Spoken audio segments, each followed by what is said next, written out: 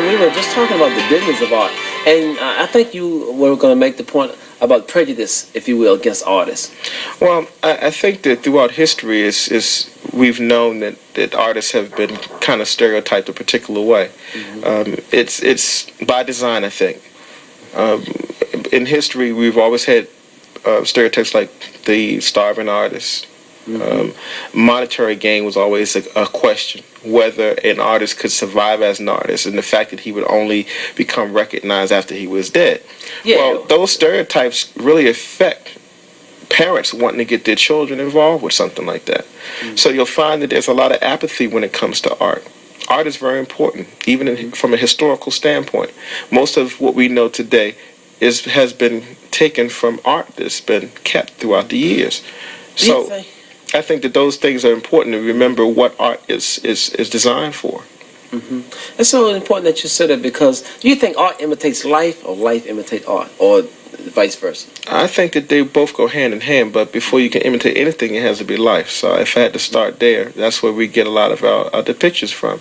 A lot of the old cave drawings and a lot of the pyramid drawings were simply documentations of what was happening. In stone. Yeah, well, whether it was in stone, whether it was on cave walls, whether it was carved on the ground. I mean, it was a documentation of something that was happening.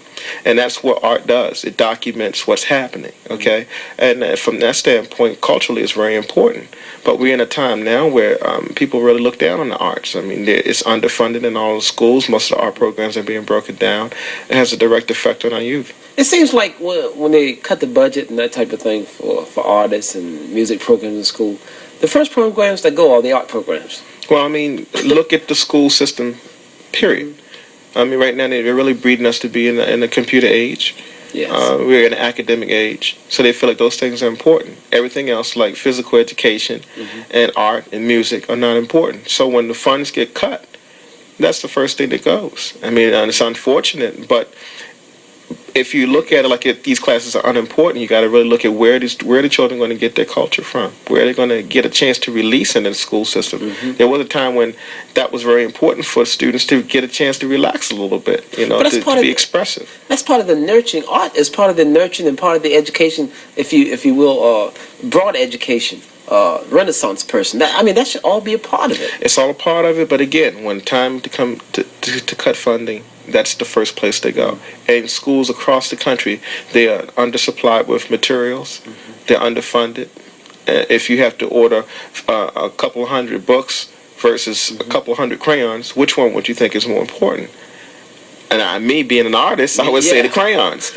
But again, most people will say the books are most important, and on a simplistic level, that's how they view it. When it comes to what's important and what's not, art has always been one of those things that's nice, but it's put over here without realizing what we're saying. I mean, it really leaves a hard message to our children. Let's talk about this piece here. This beautiful piece. I mean, the symbolism in this piece. This piece is probably one of my more popular pieces for this year. The title of it is Embrace. One thing that I've noticed in a lot of black artists that you find out that they're mostly female-driven. I think that's because men are doing them.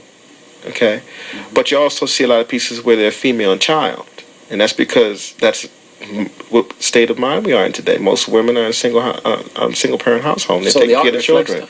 Yeah, and then you see a lot of that. And what I try to do in my work is to put things that I think should be. And I think that family unit is essential to any of our progress. So a lot of the pieces that I do will have a male, woman, and child together.